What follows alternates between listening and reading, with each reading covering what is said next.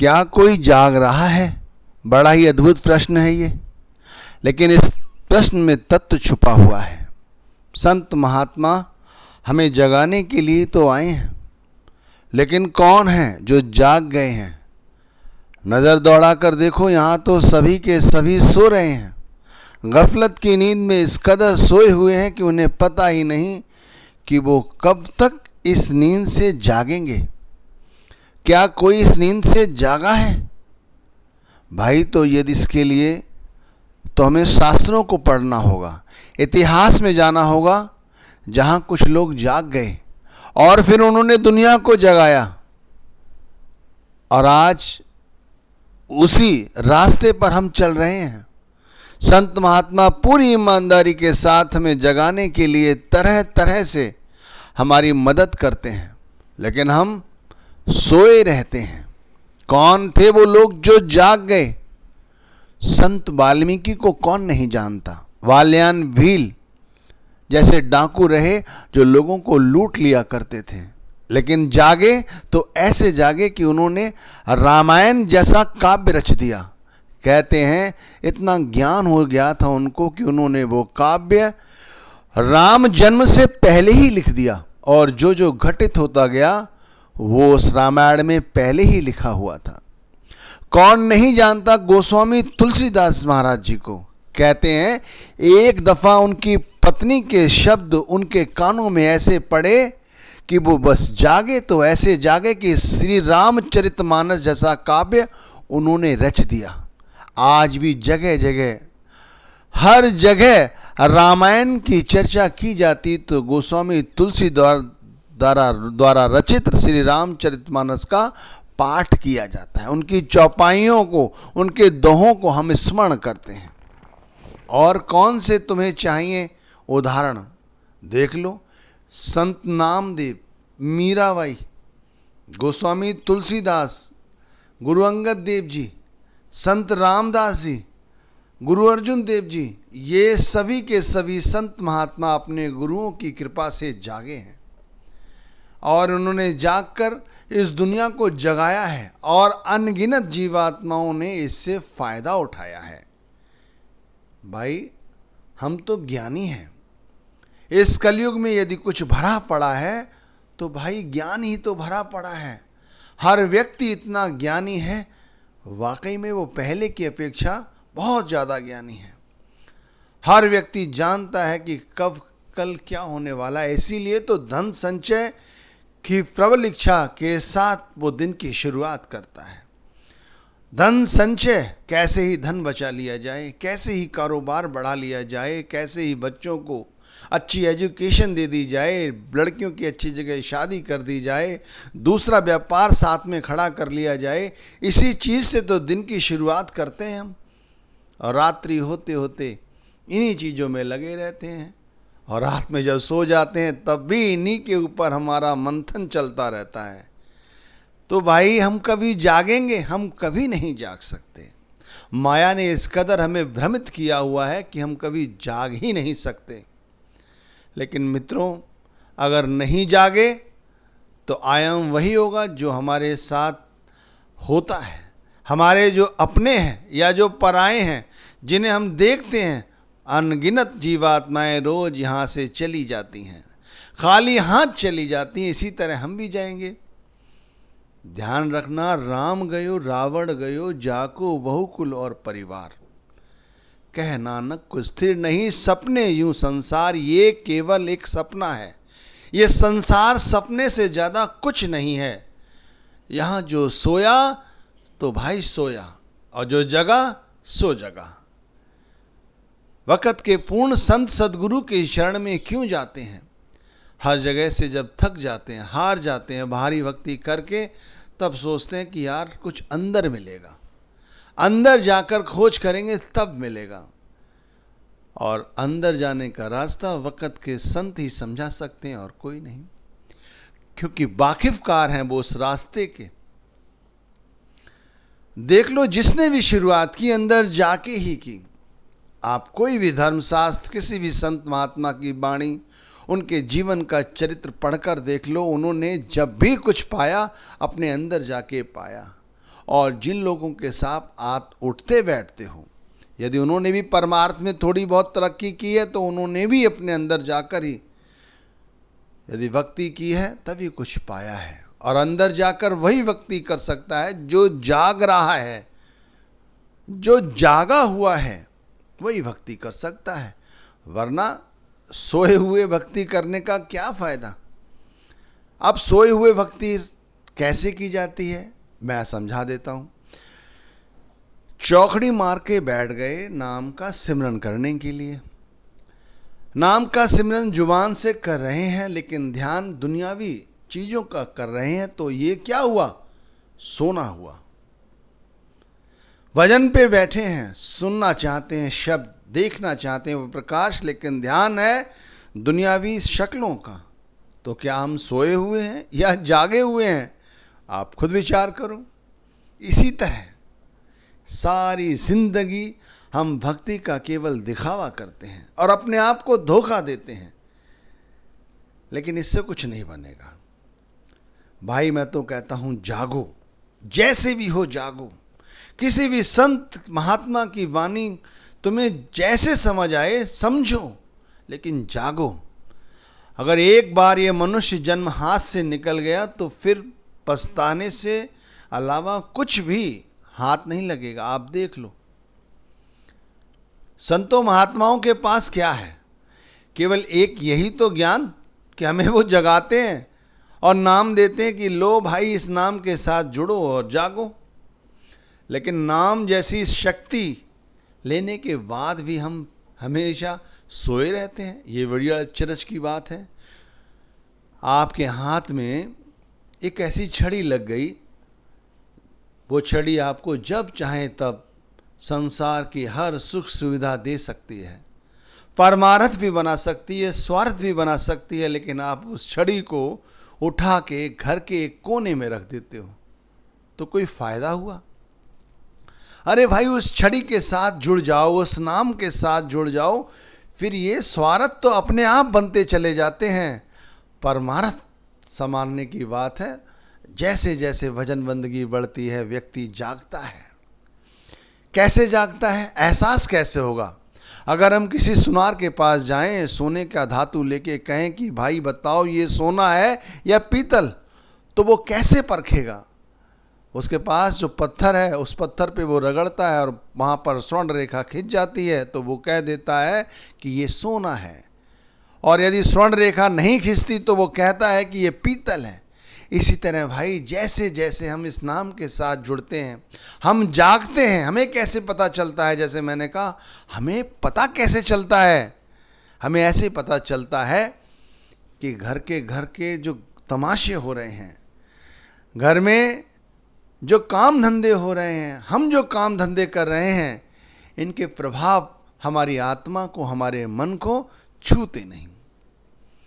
हम उनसे लिप्त नहीं होते, हमारी आसक्ति उसके अंदर नहीं होती।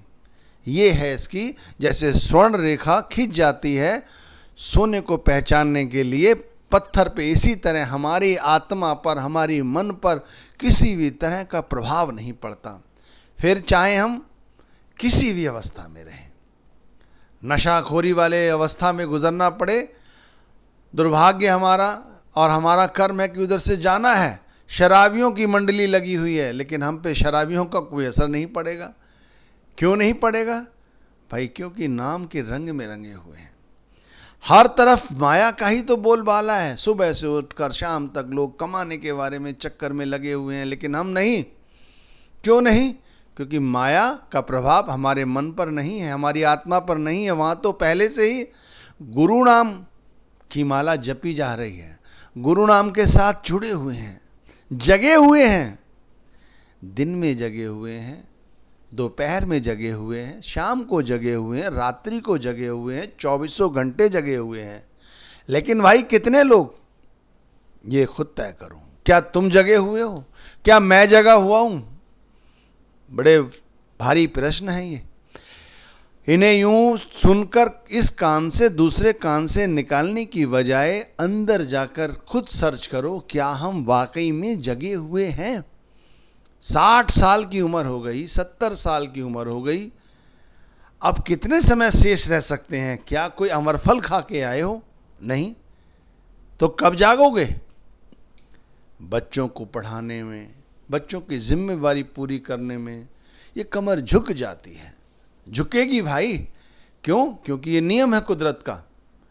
लेकिन यदि इस तरह से करते करते अगर जीवन को एक आयाम दे दिया होता, जाग गए होते, तो सब काम करते रहते और अपनी भजन बंदगी भी करते रहते, तो शायद ये बच्चे जो आज हमें छोड़कर जाने को तैयार हैं, क्यों?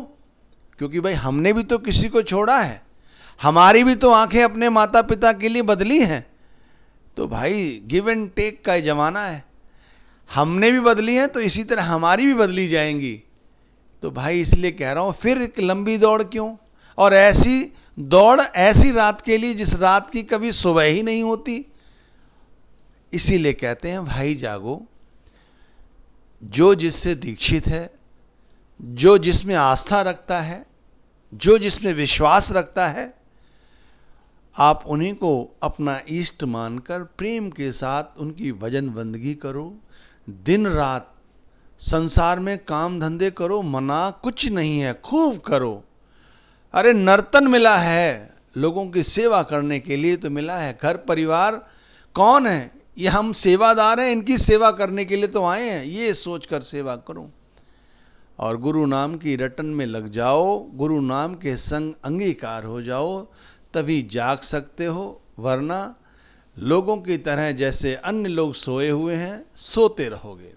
एक बार लग जाए लो तो फिर कल्याण हो जाता है। गोस्वामी तुलसीदास जी महाराज को क्या था, एक बार उनको लगी और वो जान गए कि उनकी पत्नी ने समझाया कि इतना प्रेम आप मुझसे करते हैं, यदि इसमें से तो आधा भी प्यार आप उस परम पिता परमात्मा से कर लें तो आपका कल्याण हो जाएगा। और वाकई में वो बात उन्हें ऐसी लगी कि वो जान गए। और ये नहीं कि तुरंत उन्हें ज्ञान हो गया होगा। हम लोग बहुत जल्दी, क्या कहा है ना कि ये वैज्ञानिक युग है, बहुत जल्दी सोच लेते हैं कि ऐसा घटित हो गया होगा। नहीं, उन्होंने भी मथानी मारी होगी, उन्होंने भी रिसर्च की होगी, उन्होंने भी अपने आप को उस परमात्मा के आगे सपुर्द किया होगा। देखा वृक्ष कितना बड़ा वृक्ष बन जाता है, लेकिन वृक्ष बनने से पहले उसकी हस्ती क्या थी? एक बीज। और वो बीज जब धरती में जाता है, समाता है, तो वहाँ सड़ता है, गलता है, बुझता है, उसका अस्तित्व खत्म हो जाता है। फिर जैसे जैसे उस पर धूप लगती है, जल छिड़का जाता है, तब वो पौधा अंकुरित होता है और एक दिन वो वृक्ष बन जाता है। ऐसे ही गोस्वामी तुलसीदास जी महाराज ने अपने आप को पूरी तरह से समर्पित किया होगा, भक्ति के साथ, प्रेम के साथ, विश्वास के साथ, तब जाकर वो कहीं गोस्वामी तुलसीदास जी बने। बाल्यान भील की कथा सब जानते हैं कि वाल्मीकि लोगों की दौलत लूट लिया करता था, मार दिया करता था, लेकिन नारद जी के कहने पर उनका जाओ घर पता तो करके आओ कि जिन लोगों के लिए तुम हत्याएं करते हो उनमें से तुम्हारे साथ कितने लोग देंगे। यदि इसका निर्णय होने लगा तो वाकई में सब घर गए और सभी ने घर ने मना कर दिया। और उसके बाद वो उन्हीं गुरु के चरणों में पड़ गए और कहने लगे, दे दो मुझे वो ज्ञान जो देना चाहते हो। तो वो नाम लेने के बाद ऐसा नहीं कि तुरंत उनके साथ कोई चमत्कार हो गया, उन्होंने उसी नाम को जपा। कहते तो ये हैं कि उन्होंने नाम ही उल्टा जपा, लेकिन उनकी आस्था थी, विश्वास थी, समर्पण था, और वो करते करते जाग गए। भाई हम क्यों नहीं जागेंगे? क्या हमारे गुरु में कोई कमी है? हमारे गुरु में कोई कमी नहीं है। हमारे अंदर ऐसी आस्था नहीं है, ऐसा विश्वास नहीं है जिन्हें गोस्वामी तुलसीदास जी का रहा होगा, बाल्यान भील का रहा होगा, मीराबाई का रहा होगा, भाई अन्य संत महात्माओं का रहा होगा। ऐसा विश्वास हमारा क्यों नहीं है? एक बार गुरु नाम पर विश्वास करके जागने की कोशिश करो, और अगर एक बार जाग गए तो समझ लो ये 84 का बेड़ा पार है। लख 84 जोड़ सवाई, मानस को प्रभु दी बड़ियाई, इस पौड़ी ते जो नर चुके सो आए, जाएं दुख पाएदा। अगर एक बार इस 84 लाख योनियों की जिया जून से मुक्ति प्राप्त करना चाहते हो तो भाई गुरु घर ने जो कहा है ये मनुष्य देही को ही ये सौगात प्राप्त है, वो यहाँ से निकल सकती है और कोई नहीं। इसीलिए अपने गुरु पर विश्वास करो, गुरु के नाम पर विश्वास करो, गुरु का स्वरूप याद रखो, गुरु की आंखें याद रखो, गुरु के वचनों को याद रखो, गुरु की बोली कानों में पड़े, चाहे कितना ही शोर क्यों ना होता हो, ऐसी प्रेम की भावना हो जाए कि गुरु के शब्द कानों में हर वक्त गुंजायमान रहें। कर सकोगे? क्यों नहीं कर सकोगे भाई? कोई बड़ा काम है? बड़ा सरल काम है। अगर कहा जाए 10 लाख रुपए कमाओ तो सोचो कितनी मेहनत मशक्कत करनी पड़ेगी। पता नहीं कौन कौन से पापड़ बेलने पड़ेंगे, तब जाके इतना पैसा कमाओगे, और कहाँ कहाँ किस किस के आगे हाथ जोड़ोगे, कितना झूठ बोलोगे, कितना पाप कमाओगे, तब जाके, और उसके बाद भी पता नहीं 10 के 10 पूरे मिलेंगे, नहीं भी मिल सकते हैं, और हो सकता है दुर्घटना घट जाए, पहले ही आपका राम नाम सत्य हो जाए, तो क्या करोगे? और इतनी मेहनत मशक्कत, और यहाँ केवल लगन लगानी है, केवल लगन, केवल विश्वास, केवल आस्था, केवल जागने की कोशिश करनी है कि हे मालिक जगा। मैं तो ये कहूँगा दिन की शुरुआत ही इस तरह करनी चाहिए कि सुबह जब उठें अमृत वेला में, या वैसे ही जब उठते हैं, अपने दोनों हाथों पर अपने माथे पे रखें, आंखों पे रखें, उस परमात्मा से कहें, ऐ दाता, शारीरिक रूप से तो मैं जाग गया हूँ और तेरी दुनिया को मैं देखूंगा, लेकिन ऐ दाता मुझे वैसे भी जगा, मुझे ऐसा जगा, उसके बाद फिर मैं कभी ना सोऊं, 24 घंटे तेरी याद बनी रहे, तेरी मुस्कान की झलक मेरे आँखों में दिखाई देती रहे, आपकी बोली सुनाई देती रहे, आपके वचनों पर अमल करता रहूं, हक हलाल की कमाई करूं, बस जाग जाऊं, मैं दाता जाग जाऊं, पता नहीं कितने जन्मों से अभी तक मैं सोया रहा, अब जाग जाऊं।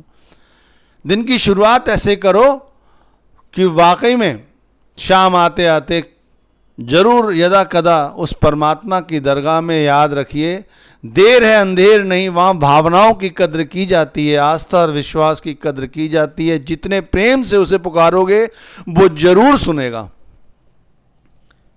भावनाएं होनी चाहिए उसे पुकारने की, पुकारो, ऐसे पुकारो जैसे मीरा ने पुकारा। मीरा की जब वानियां सुनी है, वो सिर्फ प्रेम और विरह और वेदना से ही लिप्त रही हैं। कोई भी वाणी उठा के देख लो आप, हेरी मैं तो प्रेम दीवानी, मेरा दर्द न जाने कोई। आप देख लीजिए, प्रेम और दीवानी और दर्द इस वाणी में पूरी तरह से बता रही है। हर वाणी आप उठा के देख लीजिए, हर वाणी में यही कहती हैं वो, प्रेम, दीवानी और उनका विरह। भाई हम कभी इतना प्रेम करते हैं? हम कभी इतना प्रेम अपने सतगुरु से ना तो कभी कर पाए हैं, लेकिन कर पाएंगे, ध्यान रखना। इसलिए जाग जाओ, बस भाई मैं यही कहूँगा।